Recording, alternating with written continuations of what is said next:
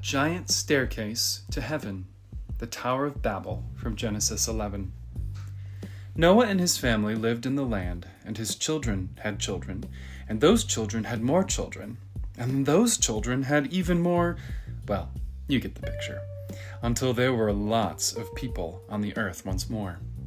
Now, back then, everyone spoke exactly the same language, so you didn't need to learn Swahili or Japanese or anything, because you could say hello to anyone, and they knew what you meant. One day, everyone was talking, and they came up with an idea.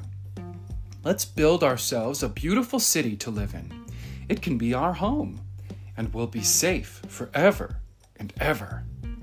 Then they had another idea. And let's build a really tall tower to reach up to heaven. Yes, they said. We'll say, look at us up here. And everyone will look up at us, and we'll look down on them, and then we'll know we are something. We'll be like God. We'll be famous and safe and happy, and everything will be all right. So they got to work. Brick by brick, the tower grew higher and higher until it soared above the city, touching the sky. They built stairs in the tower to climb to the top. It was like a giant staircase to heaven. Look, they cheered. We're the ones! See what we can do with our very own hands. They were quite pleased with themselves. But God wasn't pleased with them.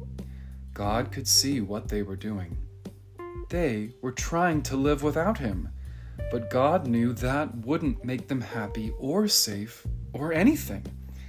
If they kept on like this, they would only destroy themselves, and God loved them too much to let that happen. So he stopped their plans. One morning, they went to work as usual, but everything was different. Their words were all new and funny. You see, God had given each person a completely different language. Suddenly, no one understood what anyone else was saying. Someone would say, "How do you do?" And the other person thought they said, "How ugly are you?"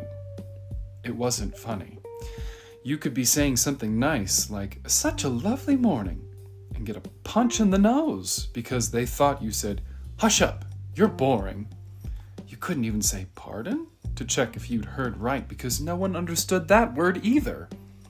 It wasn't easy to work together after that, as you can only imagine.